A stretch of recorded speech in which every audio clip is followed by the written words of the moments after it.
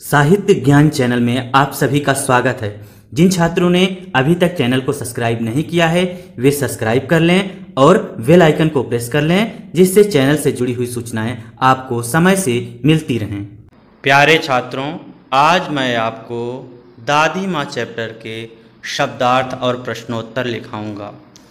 सबसे पहले कठिन शब्दों को देख लेते हैं। एक तरफ शब्द लिखिए, दूसरी तरफ अर्थ।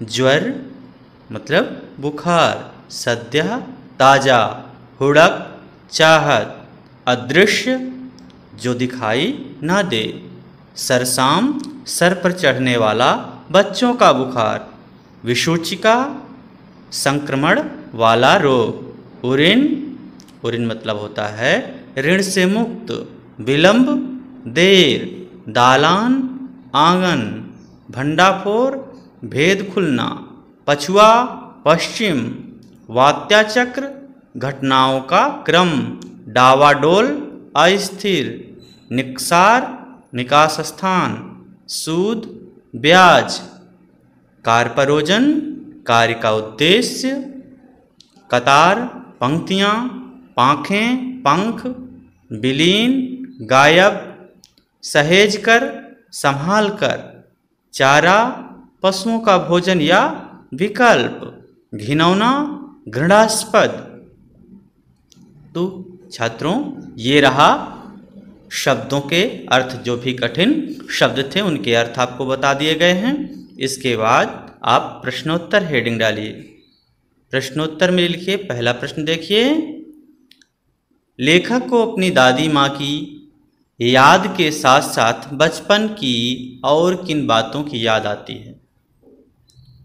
इस प्रश्न में आपको ये बताना है कि जो लेखक हैं शिव प्रसाद सिंह, वो अपनी दादी माँ को याद करते हैं जब उनका देहांत हो जाता है, और किशन भैया उनके पास एक पत्र भेजते हैं। जब उनको पत्र मिलता है तो उनको पता चलता है कि दादी माँ अब नहीं रहीं।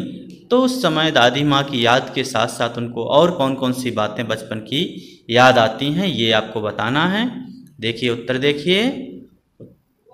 जब लेखक को मालूम होता है कि दादी माँ की मृत्यु हो गई है तो उनके सामने दादी माँ की सभी यादें सजीव हो उठती हैं।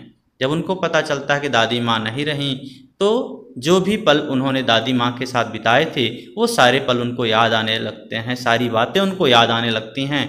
साथ ही साथ जो बचपन की जो इनकी यादें थीं, जो भी संस्मृतियाँ थी, साथ ही साथ उसे अपने बचपन की स्मृतियाँ अर्थात जो भी यादें थी वो भी याद आने लगती हैं। जैसे कि गंधपूर्ण झाग भरे जलाशयों में कूदना, बीमार होने पर दादी का दिन रात सेवा करना, किशन भैया की शादी पर औरतों द्वारा गाए जाने वाले गीत और अभिनय के समय चादर ओढ़कर सोना और पकड़े जाना। इसके बाद रामी चाची की जो घटना होती है उसकी याद आती है उनको। पिताजी के मुश्किल में होने पर सोने का कंगन देना आदि बातें उनको याद आ जाती हैं। इसमें लेखक अपने जो भी बचपन की यादें थी, जो दादी के साथ उन्होंने समय बिताए थे, उनके साथ ही साथ जो वो खेल कूद किया करते थे, झाग भरे पानी में नहाया करते थे, ये सारी चीज़ें उनको बचपन की याद आने लगती हैं जब आज दादी नहीं हैं। तो प्रश्न नंबर 2 देखिए।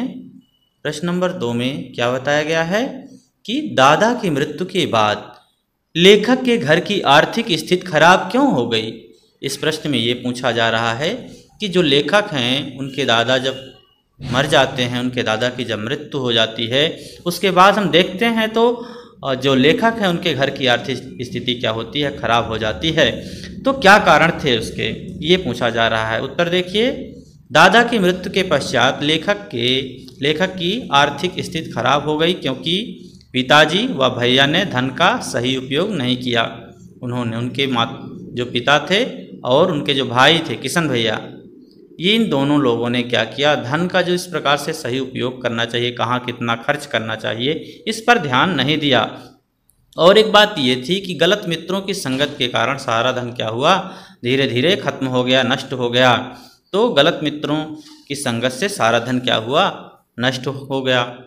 इसके अलावा और भी बातें हैं, जैसे कि जो दादाजी जब मर जाते हैं, दादा की मृत्यु हो जाती है, उनका श्राद्ध होता है, जो ब्रह्मभोज होता है, ब्राह्मण भोजन होता है, उसमें क्या हुआ, उसमें जो उनके पास संपत्ति थी वो धीरे धीरे करके उसमें खर्च हो गई। जबकि दादी माँ ने क्या किया था, मना किया था कि इसमें इतना ज़्यादा, दादा की मृत्यु पर इतना ज़्यादा खर्च ना करो, लेकिन उसके बावजूद जो पिताजी थे खर्च किए, जिसके कारण क्या हुआ, बाद में उनकी आर्थिक स्थिति खराब हो गई। वही बातें यहाँ पर आ रही। इसके अलावा पिताजी ने दादा के श्राद्ध में दादी माँ के मना करने पर भी अपार संपत्ति उधार लेकर व्यय की। तो इन कारणों से क्या हुआ, लेखक के घर की आर्थिक स्थिति खराब हो गई। प्रश्न नंबर 3 देखिए, दादी माँ के स्वभाव का कौन सा पक्ष आपको सबसे अच्छा लगता है और क्यों?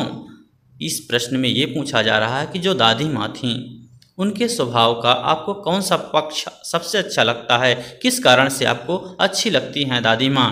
उत्तर देखिए, दादी माँ की सेवा, संरक्षण, परोपकारी व सरल स्वभाव आदि का पक्ष हमें सबसे अच्छा लगता है। कौन कौन सा?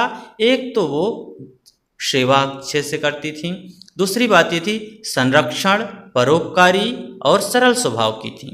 वो दूसरों का संरक्षण करती थी, दूसरों के परोपकार की भावना उनके अंदर थी। जब रामी काकी को भी कर्ज देती हैं, उनके बेटी की शादी होती है, उस समय भी वहाँ पर जो भी उसका कर्जा था वो माफ़ कर देती हैं, और बहुत ही सरल स्वभाव की थी। ये चीज़ें क्या हैं, बहुत ही अच्छी लगती हैं दादी माँ की, क्योंकि इन्हीं कारणों से क्या है, दादी माँ दूसरों के मन को जीतने में सफल हुआ करती थी, क्योंकि इन्हीं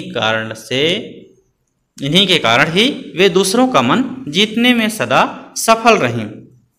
आगे देखिए क्या है, लेखक के बीमार होने पर दादी माँ उनकी सेवा करना, रामी चाची की बेटी की शादी पर उनके घर जाकर उनकी सहायता करना व पिछला ऋण माफ़ करना, पिताजी की आर्थिक तंगी देखकर दादा की निशानी का प्रतीक सोने का कंगन उन्हें देना आदि दर्शाता है कि दूसरों की सहायता करना वे अपने जीवन का कर्तव्य समझती थीं। तो ये जो दादी माँ के अंदर अच्छे गुण थे, इनके कारण दादी माँ अच्छी लगती हैं। प्रश्न नंबर 4 देखिए, लेखक ने कौन कौन सी जंगली घासों का जिक्र किया है? ये आपको बताना है कि इस चैप्टर में लेखक ने कौन कौन सी जंगली घासों का जिक्र किया है। तो उत्तर देखिए, घेऊर है, वन प्याज है, साई है, मोथा है। तो इन 4-5 घासों का लेखक ने इसमें वर्णन किया है। इसमें वन प्याज कर दीजिएगा इसको। प्रश्न नंबर 5 देखिए, लेखक ने अलग अलग मौसम में मिलने वाली खाने की किन किन वस्तुओं का जिक्र किया है? तो इसमें 2 बार जिक्र किया है आगे, तो एक इसको काट दीजिएगा। उत्तर देखिए, आषाढ़ में आम और जामुन, वो कहते हैं जब आषाढ़ का महीना होता है उस समय आम और जामुन बहुत अच्छे लगते हैं। अगहन में चिवड़ा और गुड़, और चैत के मास महीने में लाई और गुड़ बहुत अच्छे लगते हैं। छात्रों, आज ये चैप्टर यहीं पर समाप्त होता है। आप चैनल को सब्सक्राइब करें, वीडियो को लाइक करें और अपने साथियों के बीच में इसको शेयर करें। धन्यवाद।